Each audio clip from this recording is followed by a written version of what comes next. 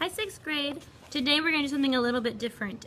We are going to be creating comic strips using a link that I found on the internet to help us create a storyboard that will help us comprehend our story after we've read it and remember what we've read. So today is going to be a little bit different. We're not going to read in groups.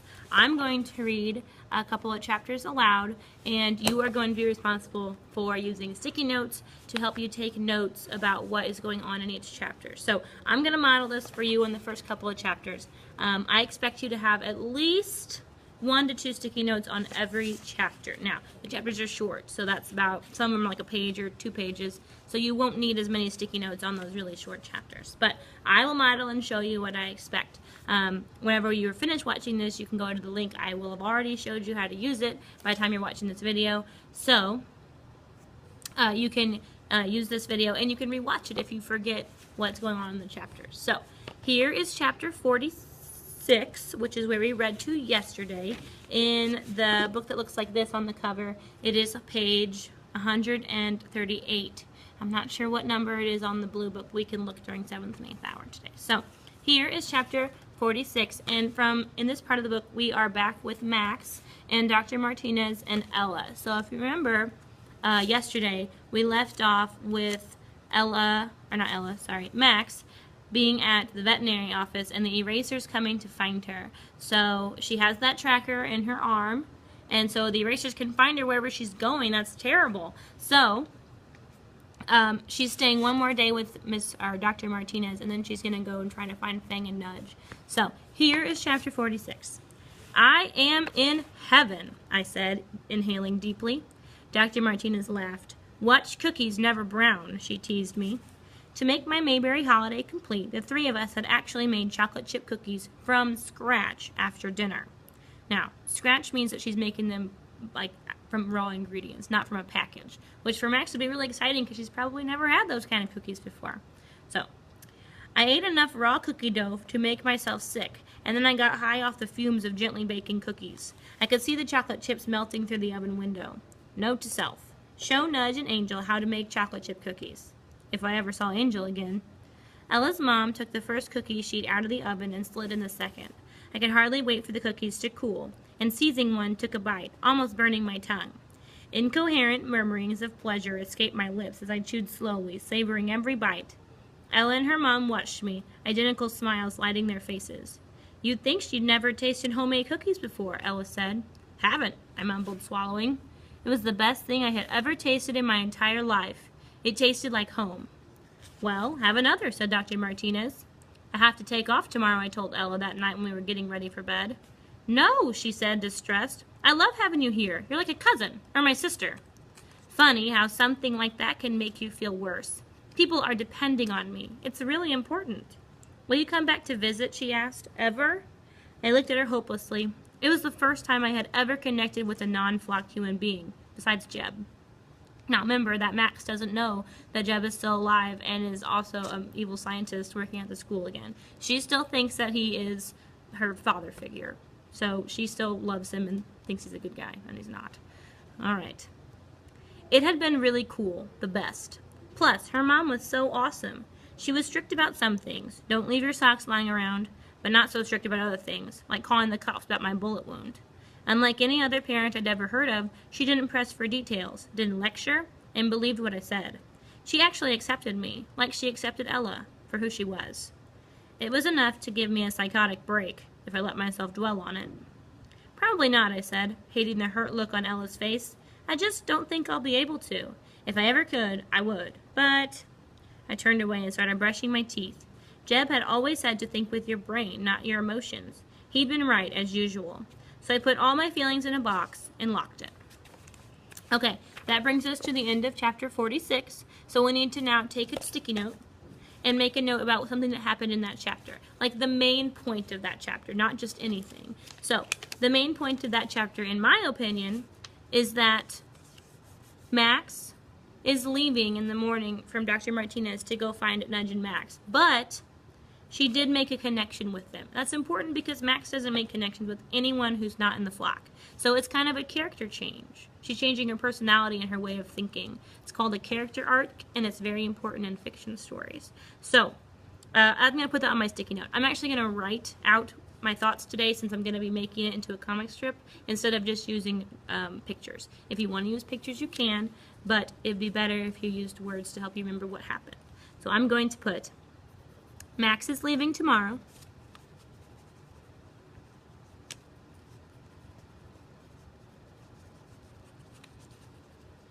But she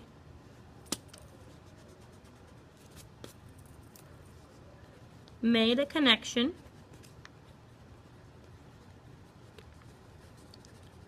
with Ella and Dr. Martinez. And just for fun, since Max seemed to love them so much, I'm going to draw a picture of a chocolate chip cookie. No making fun of my drawings. It's not nice. Okay, so here's my sticky note. It's probably backwards on your screen, so sorry. But here it is. I'm going to stick it right here at the top of my book so that it looks like this and I can find it when I come back. Whoops. Put it right there. There we go. Okay, so moving on to chapter 47. This is on page 140 of the book that looks like this. Okay, now we are with Nudge and Fang. And remember that we left off Nudge and Fang where they had just fought off the erasers into Pisco, which is where Nudge thinks her parents live. And if you can remember, Nudge was kind of disappointed with her parents. She didn't meet them or talk to them in any way. She just saw them, but saw that they weren't doing like family type things. They were drinking Coca-Cola for breakfast, and Mom's hair was still in curlers at like noon, and it just wasn't what she had imagined her life would be. So I'm thinking that Nudge is probably feeling pretty disappointed. But we're going to find out more whenever we start reading. So here's chapter 47. Nudge still couldn't accept that Max and the others were dead. It was impossible. She couldn't deal with it.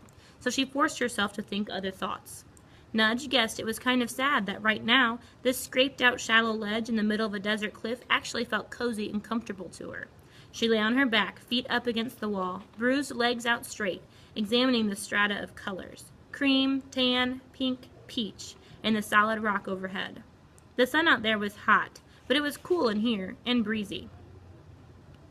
It just goes to show you, she thought, you think you need all your stuff. Your favorite cup, your best blanket, soap, your parents, and then you realize that all you really need is to be where the erasers can't get you. She couldn't get over Aerie.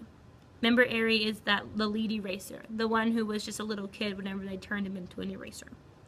He'd been a little kid the last time she'd seen him. She remembered how he'd seemed to get on Max's nerves, always following her around. Now he was a full-grown eraser, the worst of them all. How could that have happened in only 4 years? Half an hour ago, she and Fang had heard the very distant chop-chop of a helicopter. They'd pulled as far back into the cave as they could, flattening themselves against the cool back wall. After 20 minutes of silence, Fang had decided it was safe and gone to look for food. She hoped he came back soon. Their house was burned to cinders. Cinders is like the same thing as ash. So remember, they think their whole house is burned down. But really, it's just the cabin, and the erasers were lying to them. And the erasers told them that all of their family was dead except for them, which we also know is not true. So, continuing on page 141. Every one of her friends except Fang was dead. She and Fang were really on their own, maybe forever. Fang flapped up the side of the cliff, landing almost silently on their ledge. Nudge felt a warm flow of relief. "Can I interest you in a bit of raw desert rat?" he asked, patting his windbreaker pocket. "Oh no," Nudge said, horrified. He shrugged off his windbreaker and brushed some dust off his black t-shirt. Popping something in his mouth, he chewed and swallowed loudly. "Can't get fresher," he said cajolingly. "Ugh," Nudge shuddered and turned away from him. "Rat!" Flying like the hawks was one thing. Eating like them was not going to happen. "Okay then," said Fang. "How about some kebabs? You get the vegetables." Whirling, Nudge saw Fang unfolding a foil packet. Instantly, the smoky, meaty smell of cooked beef and vegetables filled her nose. "Kebabs," she said, hurrying to sit by Fang. "Where'd you get them? You didn't have time to go all the way to town. Oh my gosh, they're still hot." "Let's just say some campers are going to be a little surprised," Fang said dryly, pushing the meat off into one pile, the onions and peppers into another. Nudge took a bite of grilled pepper. It was warm, smoky, tender. Utter heaven. "Now this is food," she said, closing her eyes. So I guess we have to decide whether to keep Angel looking for Max or go try to save Angel, said Fang, eating the chunks of beef. But the eraser said everyone else was dead. Doesn't that mean Angel and Max too? Nudge asked, feeling a sad weight settle on her again. No way to tell, Fang said. The thing is, if Max isn't here, is it because she's dead? How would they have found her? Angel? He paused. Well, we knew they had Angel. That's probably all over by now. Nudge held her head in her hands. I can't think about it. I know. But what are your... He stopped, squinting, looking off into the distance. Shading her eyes, Nudge looked out too, way far off. She could just barely make out 2 dark splotches. Well, so what? Just more hawks. All right, take a pause. See if you can make a prediction about who those 2 dark splotches would be. Maybe make a note of it on your sticky notes if you want to. You do have these handy for you. Okay? I'm going to go on. You make your prediction. She sat back and slowly ate her last chunk of onion, then licked the foil they'd been wrapped in. Fang had come up with a plan. That was all there was to it. But Fang kept looking out at the sky. Nudge frowned. The 2 dark splotches were bigger now, closer. They must be mighty big hawks. Maybe they were eagles. Suddenly, Fang stood and fished in his pocket for his small metal mirror. Holding out his hand, he caught the last bits of sunset in the mirror, flashing their reflection outward. He flashed it, then stopped. Flashed, then stopped. The hawks became larger, closer. Now they were definitely spiraling downward in their direction. Please don't let them be flying erasers, Nudge thought in sudden panic. She realized they were too big, too awkward to be real raptors. Then her mouth dropped open. Half a minute later, Iggy and Gasman landed clumsily on the ledge, knocking rocks and dust everywhere. Nudge just stared at them, so happy she could hardly believe it. You aren't dead, she said. No, you aren't dead either, said Iggy irritably. How about just hello? Hi, guys, said the Gasman, brushing dust out of his hair. We couldn't stay home. There's erasers all over the mountains, so we decided to come here. Anybody have a problem with that?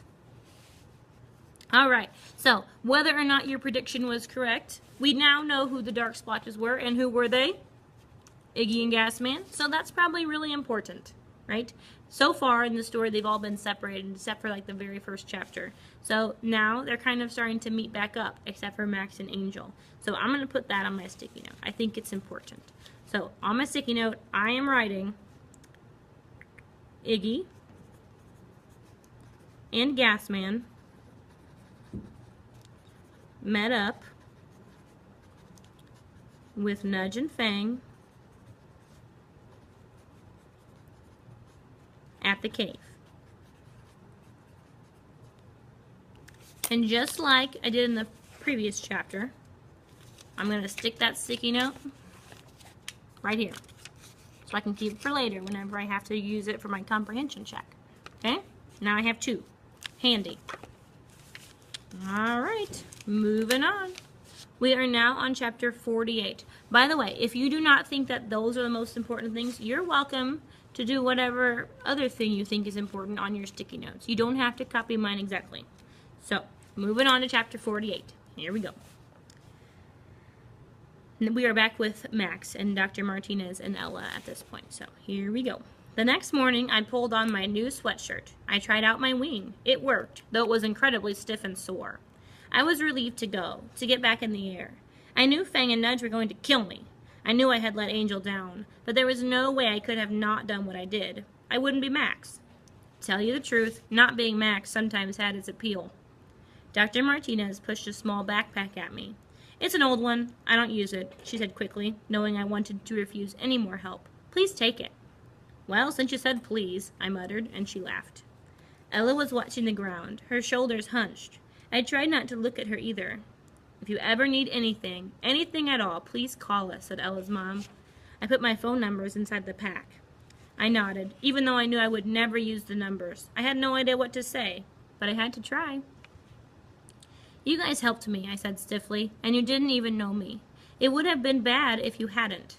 How's that for eloquent, eh? I sounded like Tarzan. You helped me, Ella pointed out, and you didn't even know me. You got hurt because of me. I shrugged in that endearing way I have. Anyway, thanks. Thanks for everything. I really appreciate it. You're welcome, said Ella's mom, smiling kindly. We were glad to do it. And good luck with whatever happens. I nodded, and then, get this, they both hugged me at once, like a Mac sandwich.